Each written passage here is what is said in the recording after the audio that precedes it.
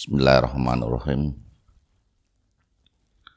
Assalamualaikum warahmatullahi wabarakatuh. Waalaikumsalam warahmatullahi wabarakatuh. Alhamdulillah wa syukurillah. La hawla wa la quwata illa billah. Asyhadu an la ilaha illallah wahdahu la syarikalah wa asyhadu anna Muhammadan abduhu wa rasuluh la nabiyya ba'dah. Allahumma shalli wa sallim ala sayyidina Muhammadin wa ala alihi wa sahbihi ajmain. Usikum wa nafsi bitaqwallah faqad fazal muttaqun, amma ba'd. Ikhwati fillah, Bapak-bapak sekalian rahimakumullah. Pada pagi ini setelah kita mengungkapkan rasa syukur kepada Allah Subhanahu wa taala yang dilanjutkan dengan sholawat kepada Nabi, saya ingin meneruskan bahasan kita tentang perang Uhud. Perang Uhud itu memang di samping perang Badar, itu adalah peperangan awal yang dilakukan oleh kaum muslimin. Sudah barang tentu dalam peristiwa-peristiwa baik dalam perang Badar maupun dalam perang Uhud itu akan banyak memberikan pelajaran pada kita.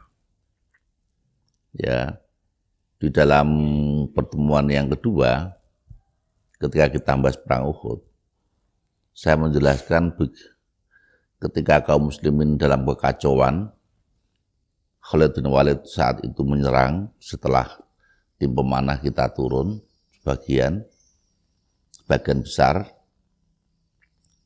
maka terjadi kekacauan yang luar biasa. Sehingga Rasulullah memanggil-manggil, ya, kesinilah, kesini gitu ya.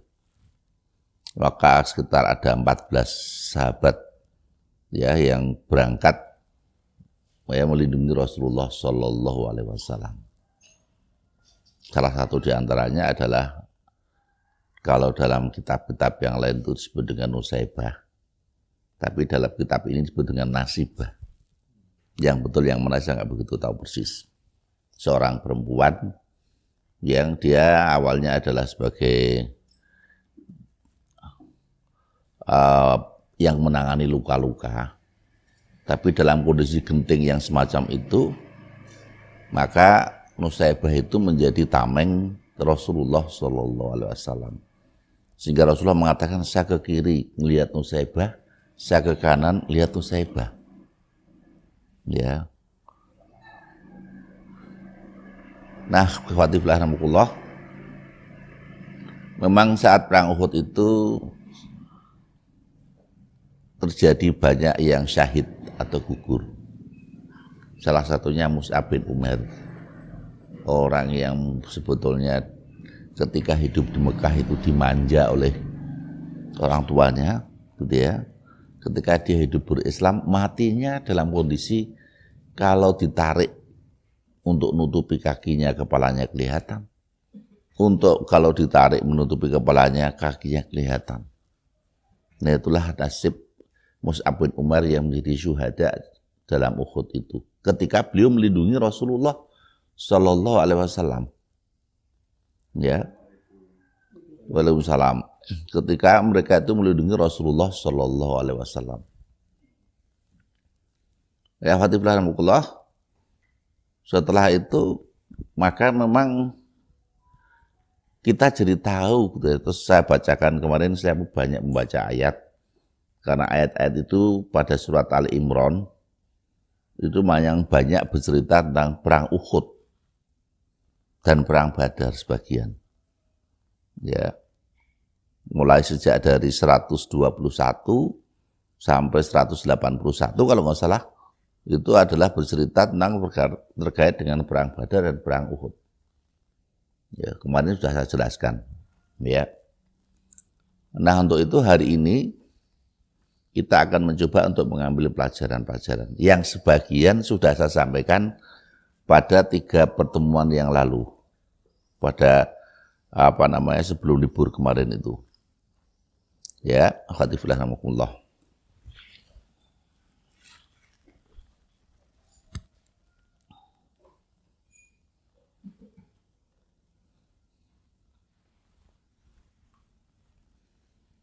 Jadi pelajaran untuk dakwah dan para dai yang bisa dipetik dari perang Uhud.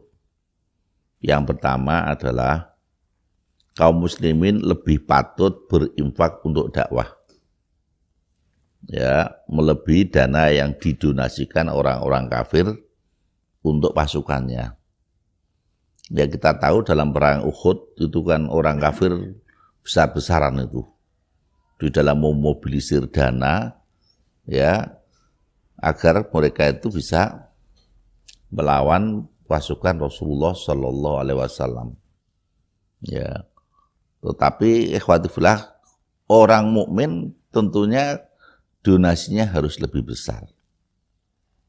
Ya, berapa ayat yang bercerita wajahidu bi amwalikum wa anfusikum. Ya, jihadlah kamu dengan harta-harta kamu dan jiwa-jiwa kamu.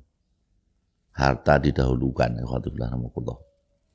Makanya marilah kita untuk membiasakan diri berinfak. Ya, hingga punya kesadaran tidak merasa pelit ketika harus diberikan kepada orang lain. Apalagi hal ini kita berikan untuk Allah dalam artian fisabilillah.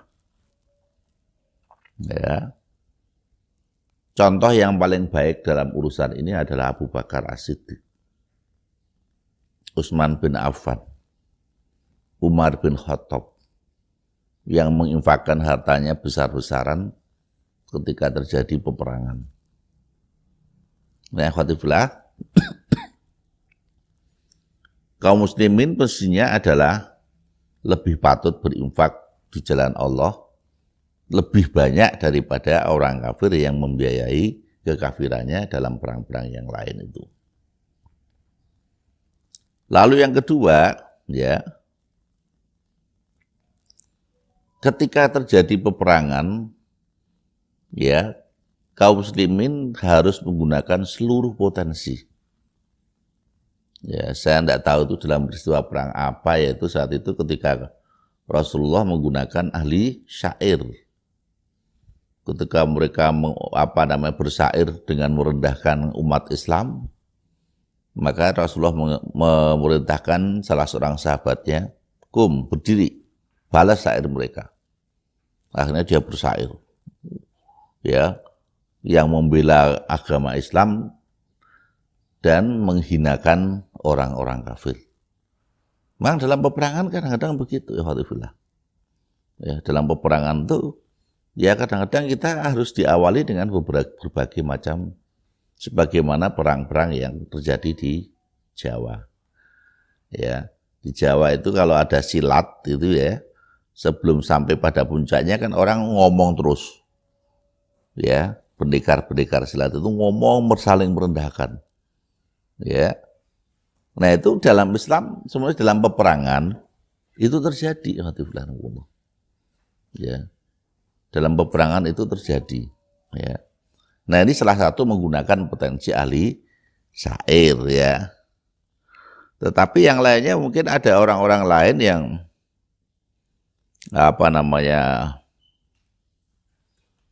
punya potensi, ya, contohnya punya potensi, memang punya potensi berperang, umpamanya, ya dia harus ditempatkan, walaupun dia memiliki sedikit persoalan di dalam hal-hal tertentu.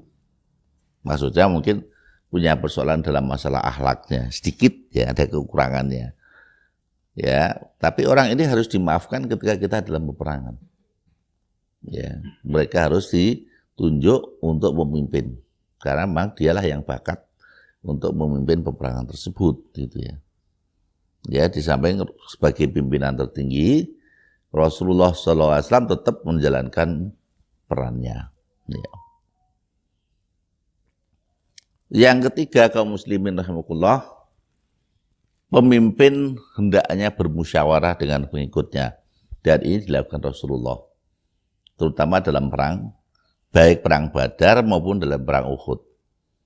Ya, perang Badar itu Rasulullah saat itu bermusyawarah, kamu itu memilih al-ir awin nafir.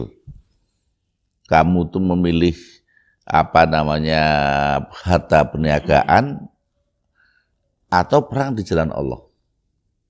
Nah, saat itu sahabat kan kita tahu kan awalnya dia menjawab al-ir.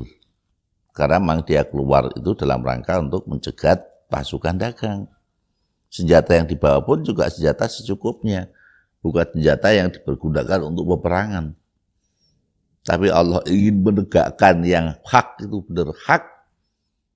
Dan yang untuk mengatakan yang batil dengan batil. Maka saat itu kaum muslimin dipaksa oleh Allah harus berperang. Itu yang pertama. Kalau dalam perang Uhud, Rasulullah juga bermusyawarah. Ya, kita keluar menjemput mereka atau kita menunggu saja di sini di Madinah. Ya. Sahabat-sahabat besar, maksudnya Rasulullah dan sahabat-sahabat besar itu sebagian mengatakan kita sebaiknya menunggu di Madinah saja. Ya. Tetapi anak-anak muda ya yang tidak pernah ikut perang Badar saat itu dia mengusulkan kita keluar saja ya untuk mengetahui bahwa kita bukan orang yang kalah. Walaupun setelah Rasulullah itu mengambil senjata pakai pakaian perang, mereka pun juga menyesal. Kok saya memaksa Rasulullah kayak begini? Ya, tapi sudah terlanjur Rasulullah mengatakan kalau Rasul sudah pakai pakaian begini, tidak layak untuk dicopot lagi sebelum terjadi peperangan. Ya. Nah, artinya memang musyawarah itu diperlukan. Ya, walaupun musyawarah itu tidak menentukan.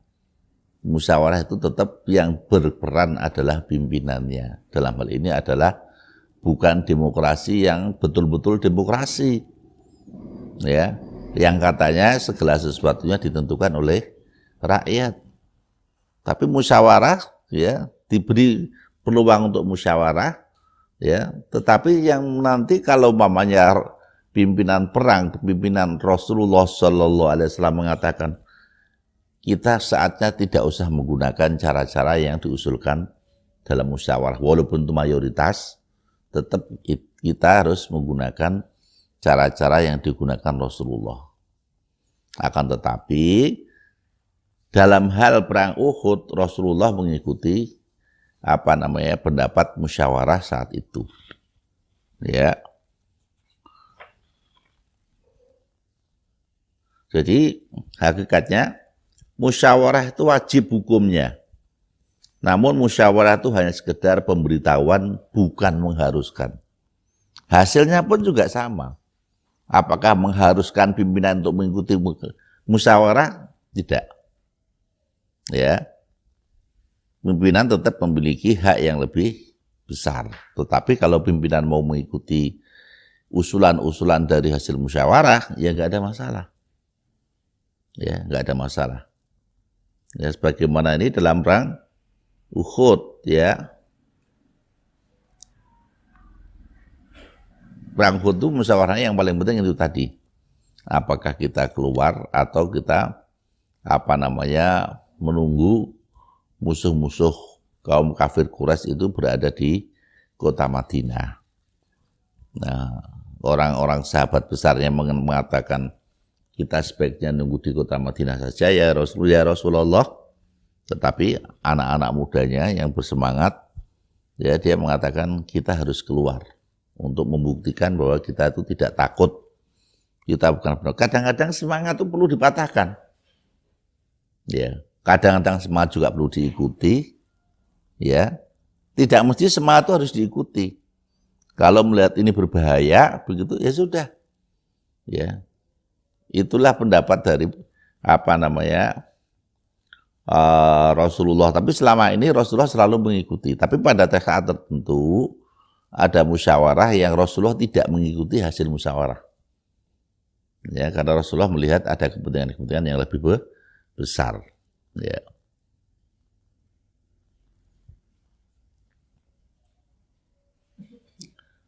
Lalu yang berikutnya, yang kelima, ikhwatifillah, pelajaran yang dapat kita ambil dari perang Uhud adalah memperlihatkan kemampuan untuk berjihad.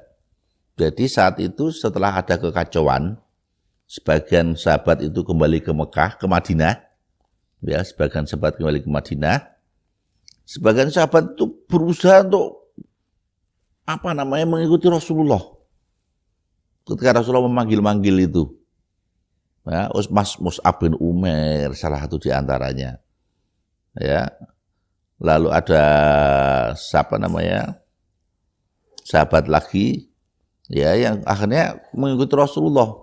Saat itu Rasulullah kena, ya, dilempar batu sama mereka sehingga giginya rompol satu, ya, dan bibirnya pecah bagian dalamnya. Ya, pelipisnya juga terluka. Ya, maka sudah banyak hadis yang bercerita bahwa tidak akan selamat atau tidak akan tenang orang yang melukai nabinya. Ya. Nah, kembali pada persoalan tadi, bahwa para sahabat itu begitu gigihnya dalam berjihad. Ya, salah satu di antaranya adalah Anas bin Khudair. Anas bin Khudair itu yang selalu mencegat orang-orang yang mau kembali. Kenapa kamu pulang? Ya. Ketika sahabat yang mau kembali ke Madinah itu mengatakan Rasulullah sudah meninggal. Ya. Mungkin dia ngomongnya barangkali buat apa kita melanjutkan peperangan. Ya. Tapi Anas bin Khudair justru mengatakan, ya, kalau memang Rasulullah meninggal, mari kita mati bersama Rasulullah. Ya, Anas bin Khudair itu. Maka terjadi peperangan dan dia menjadi syahid. Awalnya syahidnya itu tidak diketahui. Siapa Anas bin Khudair itu mana? Ternyata saudaranya yang mengetahui. Karena ada di jari kelingkingnya itu salah satu di antaranya yang membuat dia itu dikenal oleh salah satu keluarganya itu. Nah, itu menunjukkan bahwa jihad itu memang kadang pada satu saat harus ditunjukkan kepada pimpinan. Ya, apalagi saat itu Rasulullah sedang dikepung, dikejar-kejar. Ketika Rasulullah manggil-manggil begitu, ya, yang dengar orang-orang kafir Quraisy. Maka dikejar Rasulullah. Nah, maka itu Rasulullah dikelilingi sama para sahabat, ya, yang terbatas itu. Ya, sehingga pada perang Uhud itu yang ngelilingi itu, ya, 9 gugur. Ya. Salah satunya 9 itu dari 7 orang itu dari Ansor kalau nggak salah. Ya. Yang 2 orang dari Quraisy. Ya, luar biasa peperangan itu.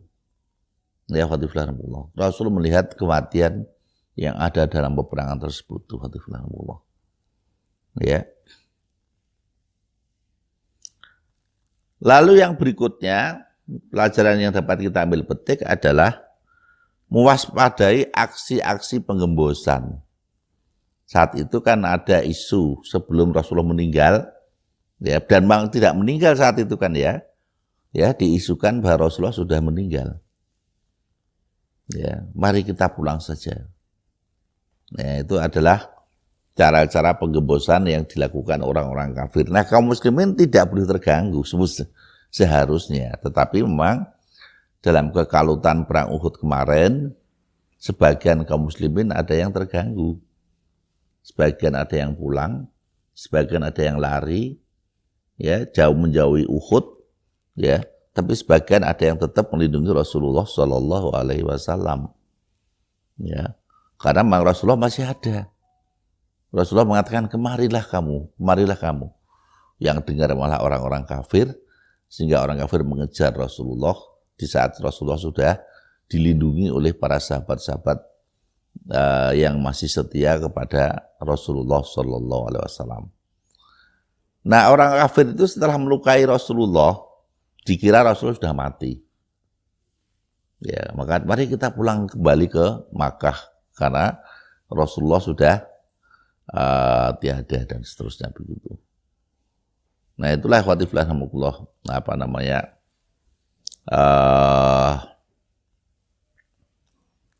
memang dalam peperangan itu ini namanya adalah perang intelijen, ya. Jadi dalam peperangan selalu ada intelijen yang selalu ngawasi dan selalu memperlemah kedudukan pasukan. Nah, kadang-kadang intelijen itu sama-sama punya intelijen. Ya, mereka juga punya intelijen, kita juga punya intelijen. Dan itu sudah terjadi pada peperangan yang dulu.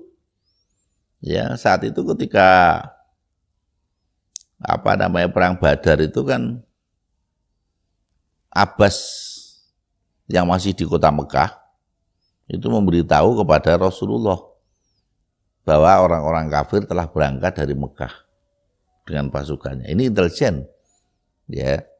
Dan orang kafir pun juga berusaha untuk memata-matai Rasulullah SAW. Dan salah satunya diantaranya dengan menggunakan cara-cara semacam itu. Ya, dia mengatakan bahwa Muhammad itu telah mati. Ya, ketika mengatakan Muhammad mati begitu tuh, Allah jawabnya apa? Ya, Muhammad adalah Rasulullah Shallallahu Alaihi Wasallam yang telah turun sebelum ini rasul-rasul yang banyak. Ya, Allah menjelaskan dalam sebuah ayatnya gitu kan. Rasul yang banyak itu apa? Ada yang mati, ada yang diangkat seperti Isa alaihissalam, Birafa, ada yang meninggal biasa, ya seperti Nabi Musa dan seterusnya, ya ada yang dibunuh seperti Zakaria dan seterusnya, ya itu biasa sebetulnya. Maka kalau ada para pemimpin mutalalu meninggal dan kamu kembali murtad, nah maka diancam oleh Allah dengan ancaman yang sangat besar. Ya, Fatifullah. Lalu yang berikutnya, tidak boleh memperbanyak jumlah musuh. Maksudnya apa? Ketika Abdullah bin Ubay dengan pasukannya sekitar 300 orang yang akhirnya mogok pulang, tidak meneruskan perjalanan ke Uhud, gitu ya.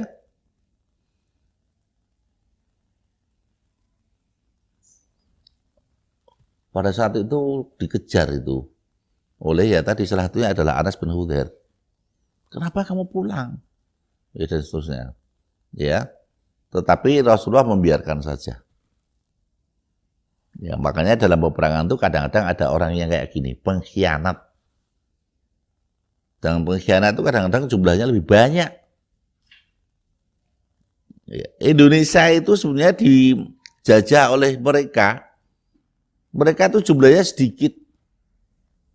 Tapi yang khianat di antara bangsa kita sendiri itu banyak.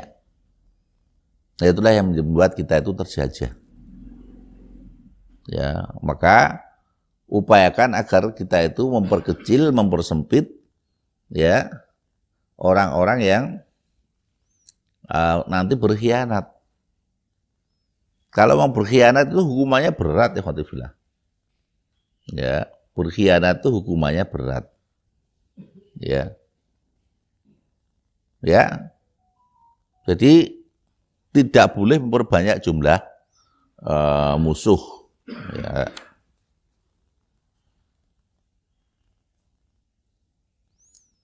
Dan yang berikutnya,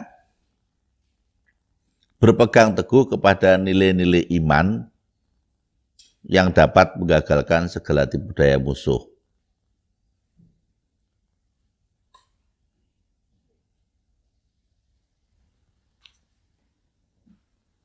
Saat itu salah satu diantaranya pasukan Abu Sufyan, pasukan musuh yang dipimpin Abu Sufyan itu mengatakan kepada sahabat Ansor, saya tidak punya masalah dengan kamu.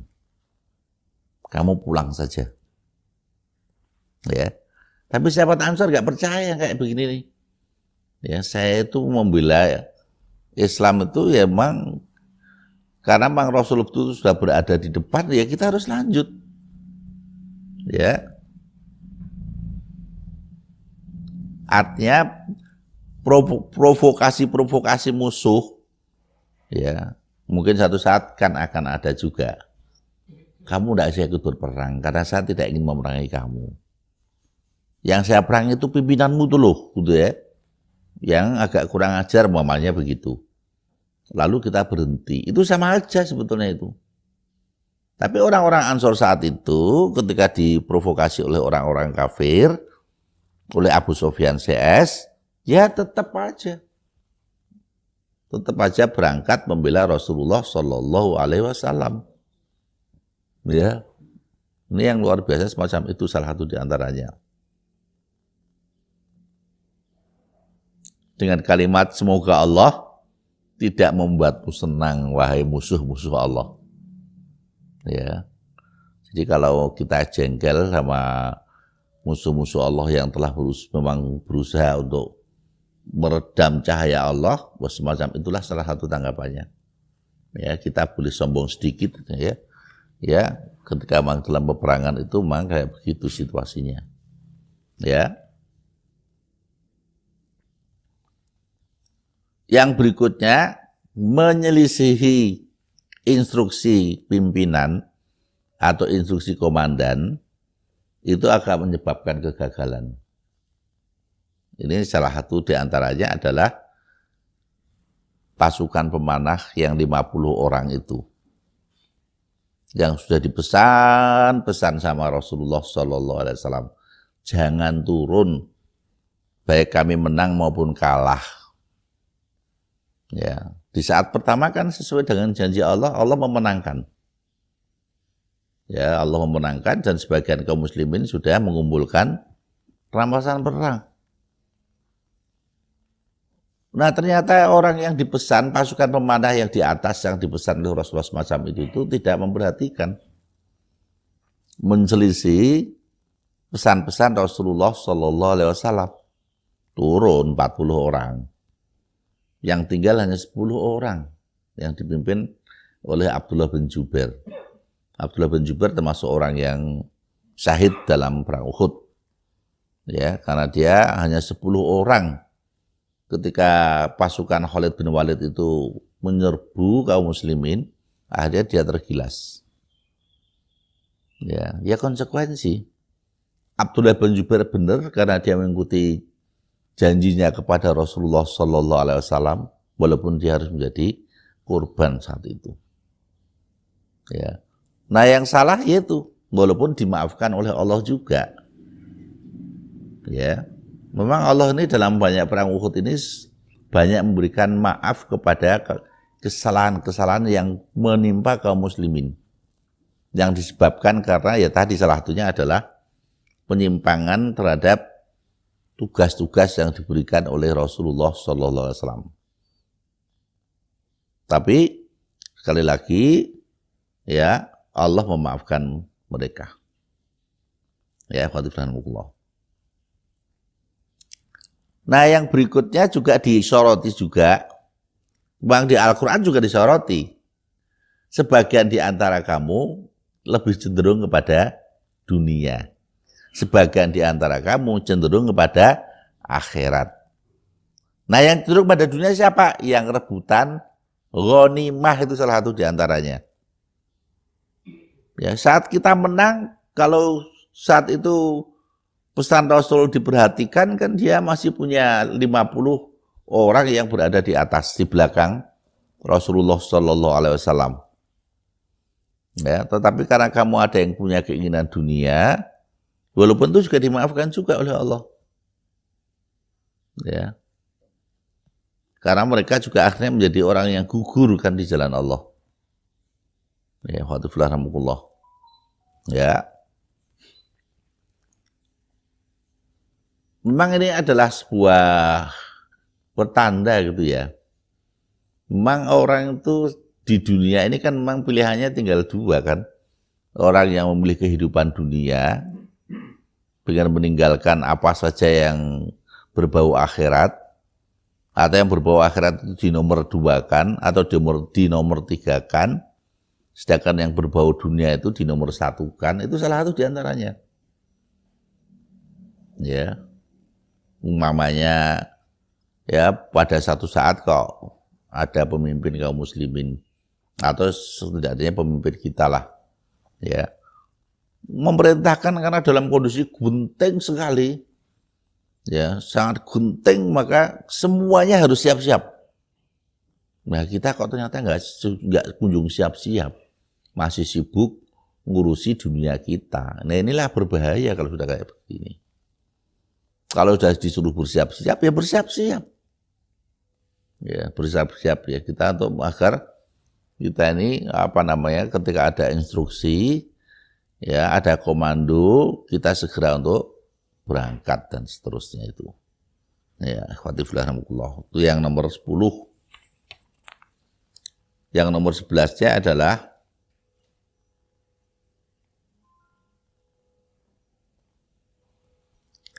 kalau orang itu hanya berharap-harap, itu bukan tindakan yang nyata. Ya. Para dai dan jamaah Islam harus tahu ya bahwa harapan dan keinginan baik yang diutarakan pada anggota jamaah bukan berarti amal nyata yang mereka lakukan sesuai dengan angan-angan keinginan tersebut. Jadi kalau hanya berharap itu tidak amal nyata itu. Ya. Nah, ini yang terpenting juga adalah melindungi pimpinan itu sebuah keharusan, walaupun harus dengan pengorbanan. Ini yang dilakukan oleh para sahabat-sahabat yang berusaha untuk menutup Rasulullah dengan lingkaran. Ya, yang kata Rasulullah, saya tuh melihat ke kanan melihat Nusaibah, ke kiri melihat Nusaibah. Kelihatannya Nusaibah baik. Ternyata apa? Nusaibah itu selalu lari terus. Ya. Mus'ab itu termasuk yang melindunginya walaupun akhirnya menjadi gugur.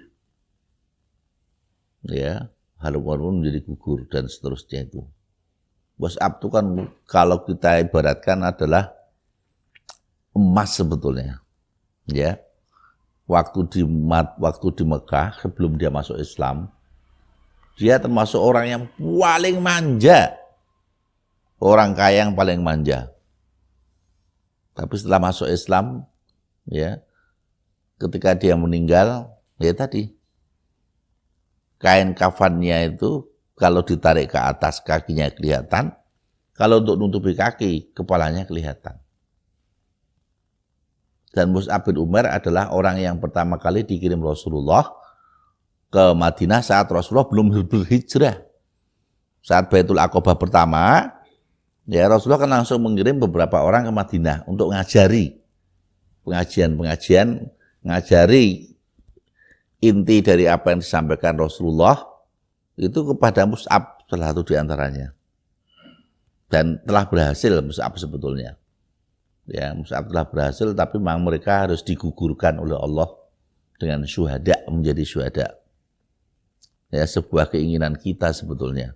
Walaupun kita kadang-kadang membayangkan kematian itu ketakutan. Ya.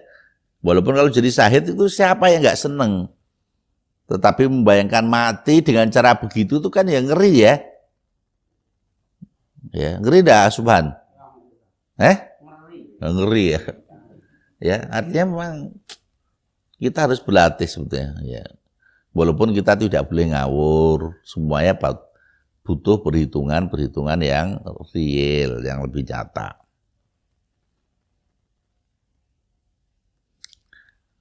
Yang berikutnya, yang ke-13 adalah pemimpin tertinggi, ya, yaitu Rasulullah SAW, tidak berusaha menghentikan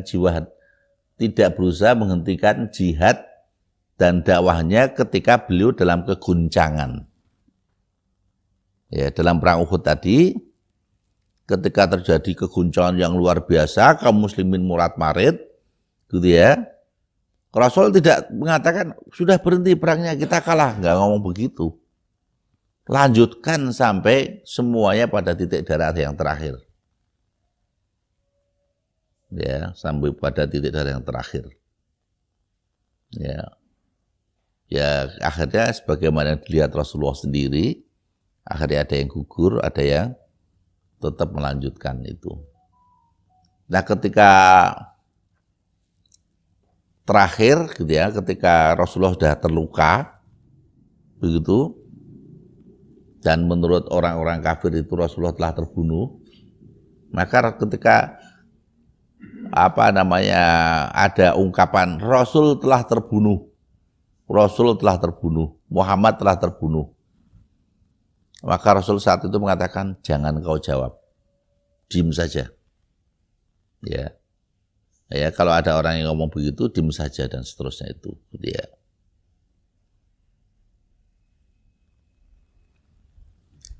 Dan berikutnya Fatifillah, ini banyak sekali nih nanti ya, terkait dengan pelajaran yang dapat kita petik dalam perang Uhud. Memang dalam perang Uhud itu termasuk perang Badar. Ya, banyak pelajaran yang harus kita petik sebetulnya. Ya. Para dai itu perlu menteladani sahabat-sahabat yang tidak syok. Ya. Sahabat-sahabat sebagaimana yang mengikuti Rasulullah walaupun dalam kondisi genting. Ya, pilihannya mati. Ya. Mati atau tetap terus hidup dengan Rasulullah sallallahu alaihi wasallam. Ya. Dan dia tidak menghiraukan kalimat-kalimat yang mengatakan Muhammad telah tewas. Ya.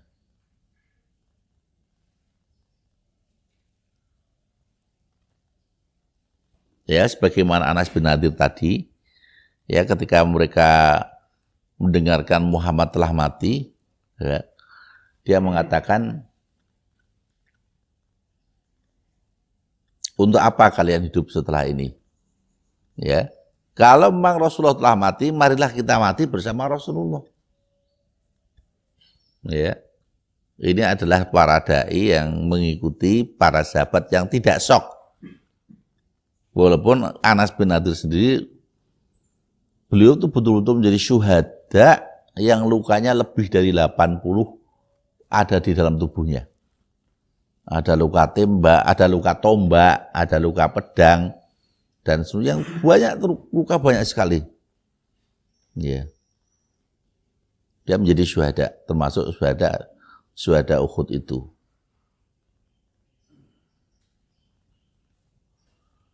Ya, ikhwatifillah rahmatullah. Nah, yang berikutnya, ajal itu sudah ditentukan. Ya, itu banyak ayat yang bercerita tentang semacam ini. Termasuk dalam surat Ali Imran. Ya, ajal itu telah ditentukan. Dan ajal itu bukan karena sakit. Karena nyatanya orang yang sakit, ternyata Allah masih memberikan kesempatan untuk hidup. Ya, barangkali mungkin orang ini kurang tobatnya, ya masih diberi kesempatan untuk hidup ya dalam tobatan nasuha dan seterusnya. Dan ajal itu sudah ada ketentuannya. Makanya Khalid bin Walid, walaupun dia itu selalu hidup dalam peperangan, mereka tidak mati dalam peperangan. Matinya di dalam kasur. Khalid bin Walid itu. Ya. Artinya apa? Kita didorong untuk kalau memang diperintahkan berperang, ya marilah kita berperang. Ya. Perkara mati itu nanti. Dan Allah sudah menentukan. Bahkan dengan kalimat yang sebetulnya kalimat yang sering dicontohkan beberapa ustadz itu, senjata itu ada alamatnya. Tombak itu ada alamatnya. Kita ini walaupun dalam jarak dekat, kalau memang alamat tombak itu tidak pada kita, ya kelewat itu. Saya pernah dengar siapa tuh yang cerita dulu ketika di Afghanistan itu. Dia sedang makan-makan. Gitu ya. Karena memang peluru itu alamatnya tidak ke dia, gitu ya. Peluru itu lewat antara dagu dengan dadanya aja. Ya. Nah, ini kan perlu ditanamkan dalam diri kita. Ya, perlu ditanamkan dalam diri kita bahwa kematian ya, itu bukan karena perangnya. Buktinya orang yang berperang berkali-kali mereka tidak mati dalam peperangan tersebut. Ya. Tapi dia matinya justru di tempat yang lain yang jauh dari suasana peperangan.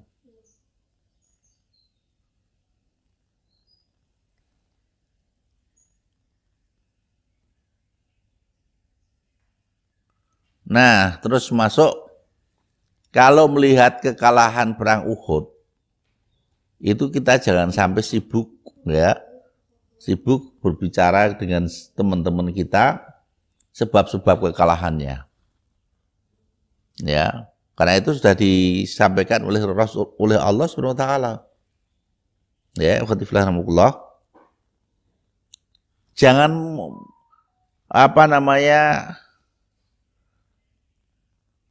mengulang intinya segala kesalahan-kesalahan yang ada.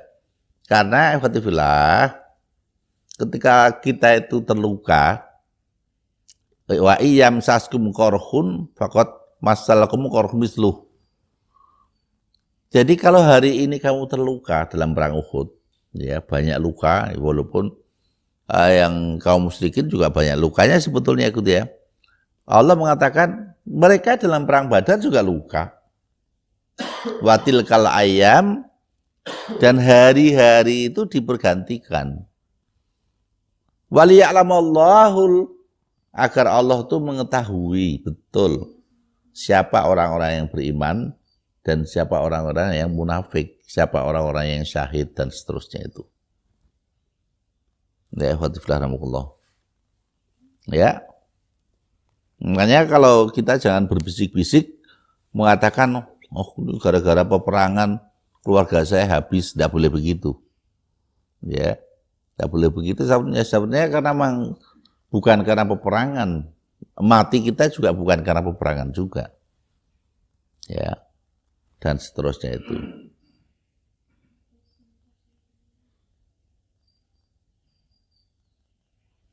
Termasuk melimpahkan tanggung jawab keburukan yang telah terjadi itu kepada diri sendiri, bukan kepada orang lain, bukan kita menuntut yang lain dan seterusnya itu. Saat itu alhamdulillah, saya tidak melihat di dalam sejarah tarikh gitu ya. Ketika kaum muslimin yang sudah berkhianat atau jangan berkhianat lah, yang telah mengingkari janjinya dengan Rasulullah Sallallahu Alaihi Wasallam, ya pasukan pemanah itu nggak ada yang mencela, ya gara-gara kamu tuh buat kita kalah, nggak ada yang begitu, ya. Tapi lihatlah kepada diri sendiri kita yang bertanggung, yang barangkali kita ikut berperan menjadikan sahabat-sahabat yang lain itu menjadi seperti itu, ya. Nah, yang selanjutnya wadifillah, tinggal sedikit wadifillah, kita tetap harus bertawakal kepada Allah setelah kita mengusahakan dengan berbagai upaya yang telah diperintahkan oleh Allah. Ya. Usaha memang diharuskan, menjaga sebab itu juga diharuskan, tetapi tawakal kepada Allah itu juga diharuskan. Ya, tawakal bahwa ini nanti kejadiannya kayak apa itu betul-betul urusan Allah. Saya memukul, makanya dalam sebuah ayat surat Al-Anfal itu ya, ketika kami memukul bukan kamu yang memukul, ketika kamu memanah bukan kamu yang memanah, tetapi Allah lah yang memanah. Ya, itu jelas berarti. Ya, bahwa kalau kita memukul apakah sampai tidak sampai, kuat atau tidak kuat, membunuh atau tidak membunuh, kita serahkan kepada Allah. Ya, karena memang itulah yang dikatakan oleh Allah dalam berbagai macam ayatnya. Ada dimensi-dimensi ukhuwah, dimensi rohani. Ya. Bahwa dalam perang pun kita tetap dituntut untuk bertawakal kepada Allah Subhanahu wa taala. Dan betul-betul tawakal yang besar. Jadi saat itu dalam perang Uhud juga sudah diupayakan. Di sayap kanan pasukan dipimpin oleh Zubair bin Awam. Ya. Sama Mundir bin Amr. Di sayap kiri juga dipimpin oleh sahabat-sahabat Rasulullah yang lainnya dan seterusnya itu. Yang intinya tetapi tetap tidak boleh melepaskan tawakal kepada Allah Subhanahu wa taala. Ya, fatiflah rahmatullah, ya.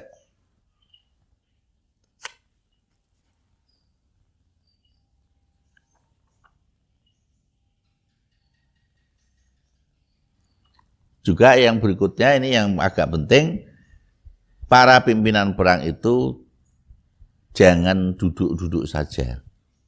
Dia harus terlibat sebagaimana yang dilakukan oleh para prajuritnya. Ya.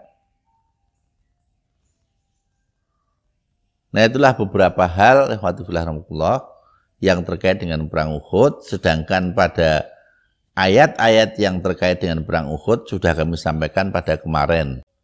Ya, saya rasa itu yang dapat kami sampaikan. Mudah-mudahan pada kesempatan lain kita bisa mengambil pelajaran yang lebih banyak lagi ya terhadap perang Uhud ini. Dan akhirnya mari kita tutup kajian kita pada pagi ini dengan doa kafaratul majlis. Subhanakallahumma wa bihamdika asyhadu an la ilaha illa anta astaghfiruka wa atubu ilaik. Wassalamualaikum warahmatullahi wabarakatuh. Hmm.